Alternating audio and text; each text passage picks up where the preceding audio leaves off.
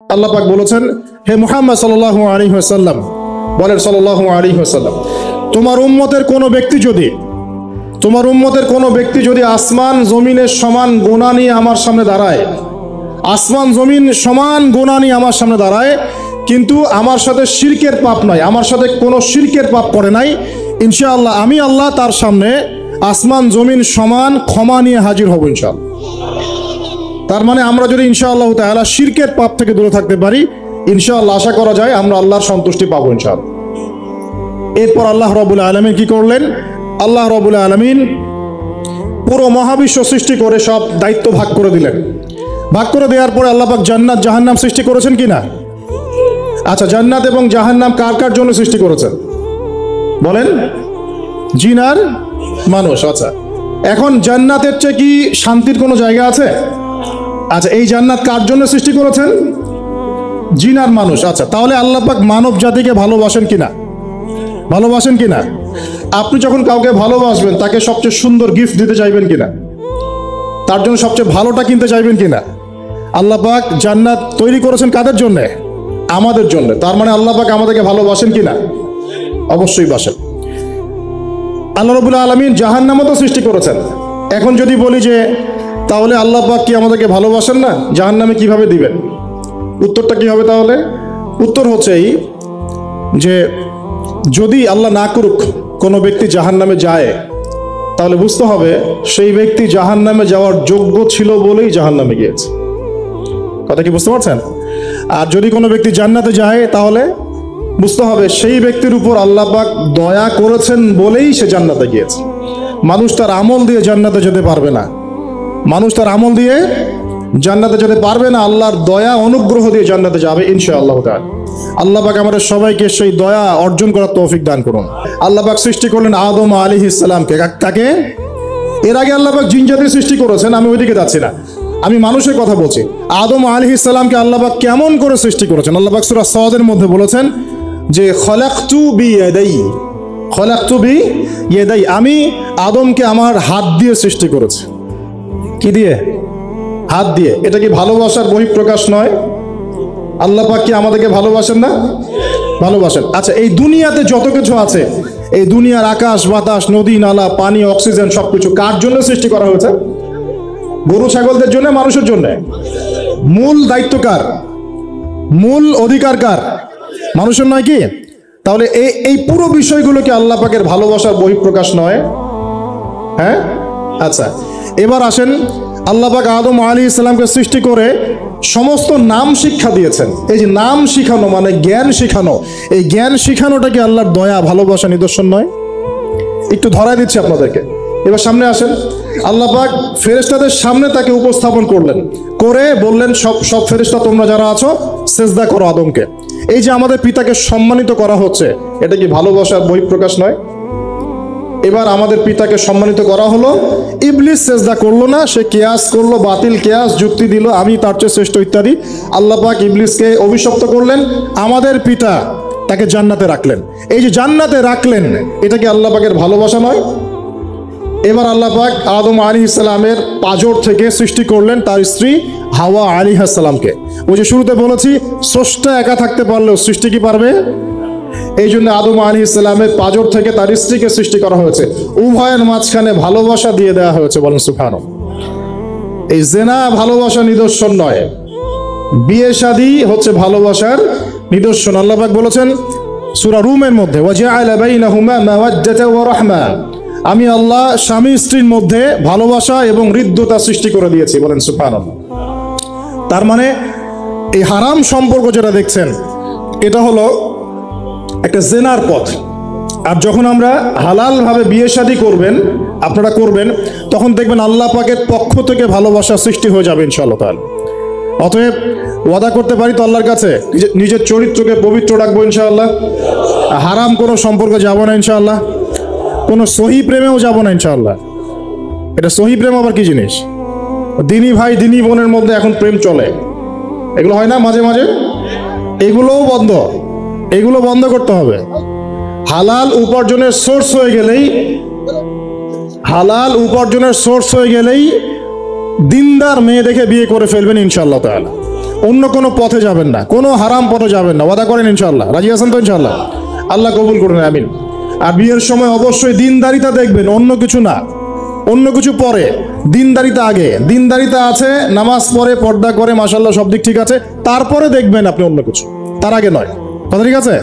একইভাবে মেয়েদের ক্ষেত্রেও, যে আগে দেখবেন না ছেলে কত বড় চাকরি করে, ছেলের কত বড় বাড়ি আছে, গাড়ি আছে, এটা পরে। আগে দেখবেন ছেলে নামাজি কিনা, সুন্নত আছে কিনা, ইসলামের জন্য তার সফট কর্নার আছে কিনা, ইসলাম প্র্যাকটিস করে কিনা, এগুলো আগে দেখবেন। এগুলো না দেখলে কি হবে জানেন? বিয়ের 1 বছর 2 বছর পরেই বুঝতে পারবেন দুনিয়াটা জাহান্নাম হয়ে গেছে, নাউজুবিল্লাহ। দুনিয়াতেই তখন জাহান্নামের আযাবের স্বাদ ভোগ করতে হবে, নাউজুবিল্লাহ। আল্লাহ পাক আমাদেরকে হেফাজত করুন, আমিন। তো এই যে আল্লাহ পাক আদম আলাইহিস সালামের পাঁজর থেকে সৃষ্টি করলেন কাকে, এবং ভালোবাসা দিয়ে দিলেন উভয়ের মাঝখানে, এটা কি আল্লাহ পাকের দয়া নয়? আল্লাহ পাক ভালোবাসেন না?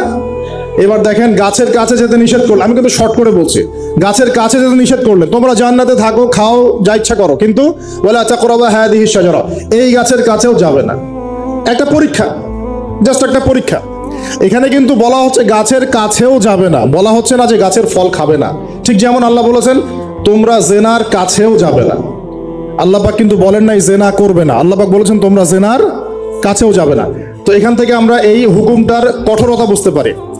তো প্রিয় ভাইরা, এখানে আমাদের পিতামাতা শয়তানের প্রলোভনে পড়ে গেলেন।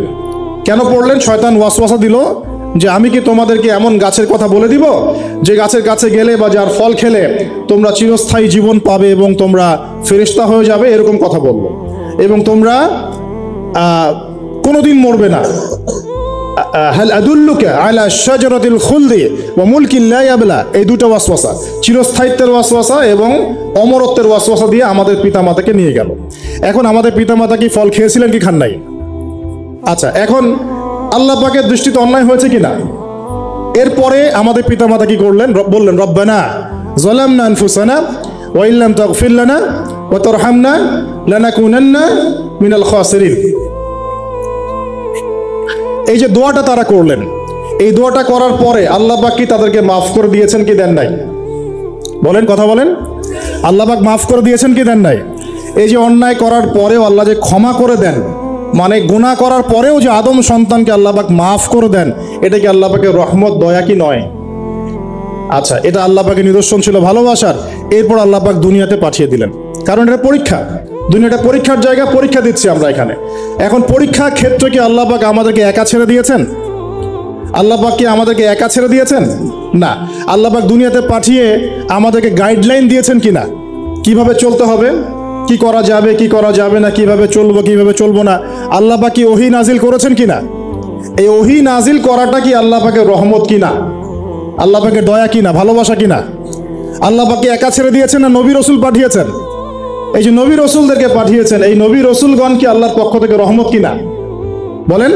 না হলে আমরা কি করতাম? দুনিয়াতে কেমন করে চলতাম, কিভাবে পথ খুঁজে পাইতাম, কেমন করে ইবাদত করতাম, আমরা কি জানতে পারতাম? আল্লাহ পাক রহম করে, ভালোবেসে, দয়া করে নবী রসুল পাঠিয়েছেন, আসমানি কিতাব পাঠিয়েছেন, বলেন সুবহানাল্লাহ। এখন এই নবীদের সিলসিলায় আল্লাহ পাক যে সর্বশেষ নবী মুহাম্মদ সাল্লাল্লাহু আলাইহি ওয়াসাল্লামকে পাঠিয়েছেন, এইটা দয়া কিনা? এটা আল্লাহ পাকের দয়া নয়? আল্লাহ পাকের রহমত নয়? আল্লাহ পাক কি বলেন নাই যে তিনি হচ্ছেন রাহমাতুল লিল আলামিন, তিনি পুরো বিশ্ব জগতের রহমত নয় কি?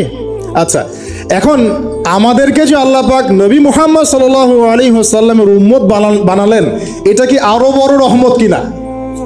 বলেন তো। জান্নাতে যাবে 120 কাতার মানুষ। কত কাতার?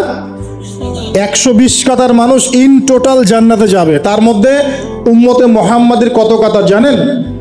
80 কাতার। কত কাতার? বলেন সুবহানাল্লাহ। তাহলে এটা কি আল্লাহ পাকের দয়া নয়? আল্লাহ আমাদেরকে ভালোবাসেন না? আচ্ছা, আল্লাহ পাক যে আমাদের কাছে তাওরাত, জাবুর, ইনজিল না পাঠিয়ে আল কোরআনের মতো কিতাব পাঠিয়েছেন, যে কিতাবে সমস্ত সমাধান আছে, এটা আল্লাহ পাকের রহমত, দয়া নয়, ভালোবাসা নয়? আচ্ছা, এখন আল্লাহ পাক দুনিয়াতে চলার জন্য আমাদেরকে জীবন দিয়েছেন, হায়াত দিয়েছেন, সুস্থতা দিয়েছেন, পরিবার দিয়েছেন, আমাদের ব্যবসা বাণিজ্য দিয়েছেন, আমাদের স্ত্রী সন্তান দিয়েছেন, আমাদেরকে চলাফেরা করার ক্ষমতা দিয়েছেন। একটা চোখ নষ্ট হয়ে গেলে বুঝতে পারে মানুষ যে কত কষ্ট হচ্ছে, একটা পা না থাকলে বুঝতে পারে কত কষ্ট হচ্ছে। এই করোনার সময় যারা শ্বাস নিতে পারে নাই, তাদের কত কষ্ট হয়েছে। সুস্থ আছি, সুন্দর আছি, পরিবার আছে, আল্লাহ রিজিক দিচ্ছেন, 3 বেলা খাওয়াচ্ছেন, কাপড় দিচ্ছেন, শিক্ষার ব্যবস্থা করছেন, ইবাদত করার সুযোগ দিচ্ছেন, গুনাহ করলেও আবার মাফ করে দিচ্ছেন। এই সব কিছুকে আল্লাহ পাকের ভালোবাসা নয়? এই ভালোবাসাগুলো কি নিঃস্বার্থ ভালোবাসা না স্বার্থ ভিত্তিক ভালোবাসা? এই আল্লাহ পাকের কোনো স্বার্থ আছে? আল্লাহ পাক আমাদের কাছে কিছু চান? রিজিক চান? টাকা পয়সা চান? আল্লাহ পাকের যদি ইবাদত করে আমরা ছেড়ে দেই, আল্লাহর কোনো ক্ষতি হবে? আমরা ইবাদত করে ভাসিয়ে ফেললাম, আল্লাহর কোনো লাভ আছে? আল্লাহ পাকের শক্তি কি আরো বেড়ে যাবে না কমবে, নাকি যেমন আছে তেমনই থাকবে? আল্লাহ রাব্বুল আলামিনের শান শওকত কি আরো বেড়ে যাবে, নাকি আল্লাহ পাকের শান শওকত কমে যাবে? আল্লাহ রাব্বুল আলামিন যেমন, আল্লাহ পাক তেমনই থাকবেন, তাই নয় কি? আল্লাহ পাকের যে বিশাল খাজানা আছে, আমরা যদি ইবাদত করে ভাসিয়ে ফেলি, খাজানা কি বেড়ে যাবে? আমরা যদি সবাই ইবাদত করা ছেড়ে দেই, খাজানা কমে যাবে? আল্লাহ পাকের কোনো স্বার্থ আছে আমাদের ভালোবাসার? কোনো স্বার্থ নাই। তাহলে আল্লাহ পাক এই পুরো বিশ্ব জগৎ সৃষ্টি করেছেন নিঃস্বার্থভাবে, তার স্বার্থ ছাড়া। এত অসংখ্য নেয়ামতে আমাদেরকে ভর্তি করে রেখেছেন আমাদের স্বার্থে, তার কোনো স্বার্থ নাই। কোনো স্বার্থ আছে? এই পরীক্ষায় পাশ করলে আমরা আবার জান্নাতে যাবো ইনশাআল্লাহ। ওই জান্নাতে যাওয়ার পরে কি আমাদের স্বার্থ থাকবে না আল্লাহ পাকের স্বার্থ থাকবে? সুবহানাল্লাহ। এই এতটুকু যদি বুঝতে পারি, আল্লাহ পাক একমাত্র সত্তা যিনি আমাদেরকে প্রকৃত অর্থে ভালোবাসেন। বাকি যত কিছু আছে আমাদের চারপাশে, এই ভালোবাসাগুলোর পিছনে একটা একটা স্বার্থ থাকে। কথা বুঝতে পারছেন না মনে হয়? সন্তানকে অনেক ভালোবাসেন, বুঝলাম, পিতামাতা, কিন্তু এই সন্তান যদি আপনার মনের মতো করে না চলে, একসময় কিন্তু আপনিও সন্তানের উপর রুষ্ট হবেন, হবেন না? স্ত্রীর জন্য এত কিছু করছেন, দেখবেন কোনো একদিন আপনি করতে পারলেন না, দেখবেন সেদিনই আপনাকে একদম ধুয়ে রেখে দিল একেবারে। এমন হয় কি না? তা আমাদের ভালোবাসাগুলোর পিছনে কোনো কোনো স্বার্থ থাকে কি না? আর এই যে জেনা চলছে, এই জেনার মধ্যে মূল স্বার্থটা কি? যৌনতা। মূল স্বার্থ কি? ছেলেও চায় মেয়েকে ভোগ করতে, মেয়েও চায় ছেলেকে ভোগ করতে, এবং বলে না না এটা পবিত্র ভালোবাসা, আমরা বিয়ে করার জন্যই জেনা করেছি, নাউযুবিল্লাহ। তাই না? বলে না, আমরা তো বিয়ে করব, সমস্যা কি? তো ফ্রি মিক্সিং করলে কি সমস্যা? তাহলে বিয়ে যদি করবা, তাহলে মেলামেশা বিয়ের পরেই করো, ব্যাস, নিঃস্বার্থ প্রমাণ হবে। বিয়ে যদি করার উদ্দেশ্য থাকে, তাহলে বিয়ের আগে আর দেখা সাক্ষাৎ করো না, কথাবার্তা বলো না, একবার বিয়ে করো তারপরে করো, তখন দেখবেন না না এটাতে রাজি না, তার মানে স্বার্থ এখানে আছে। তাহলে নিঃস্বার্থভাবে কে আমাদেরকে ভালোবাসে? অতএব প্রিয় ভাইয়েরা এবং বোনেরা যারা শুনছেন লেকচার, নিঃস্বার্থভাবে যে সত্তা আমাদেরকে ভালোবাসেন, সেই সত্তাকে ভালোবাসতে শিখুন। আল্লাহ পাক তৌফিক দান করুন। এখন আল্লাহ পাক আমাদেরকে কিছু কিছু ক্ষেত্রে ভালোবাসতে বলেছেন, যেমন আল্লাহ পাক তার দ্বীনকে ভালোবাসতে বলেছেন, আল্লাহ পাক তার নবীকে ভালোবাসতে বলেছেন, আল্লাহ পাক আমাদের পিতামাতাকে ভালোবাসতে বলেছেন, আল্লাহ পাক আত্মীয়তার সম্পর্ক রক্ষা করতে বলেছেন, আল্লাহ পাক রক্তের সম্পর্ক বজায় রাখতে বলেছেন, আল্লাহ পাক স্ত্রী সন্তানকেও ভালোবাসতে বলেছেন। আল্লাহ পাক কিন্তু তার রাস্তায় জানমাল ব্যয় করে আল্লাহর পথে দাওয়াত এবং জিহাদ করতে বলেছেন। এখন এগুলো আল্লাহ বলেছেন বলে আমরা করব, আল্লাহ পাক ভালোবাসতে বলেছেন বলে আমি ভালোবাসবো, কিন্তু উদ্দেশ্য হবে আল্লাহর সন্তুষ্টি অর্জন করা। আমি কেন আমার মাকে ভালোবাসি? বিকজ আমার মায়ের পায়ের নিচে আমার জান্নাত, আল্লাহ ভালোবাসতে বলেছেন তাই বাসি। আমি কেন বাবাকে ভালোবাসি? আল্লাহ ভালোবাসতে বলেছেন তাই ভালোবাসি।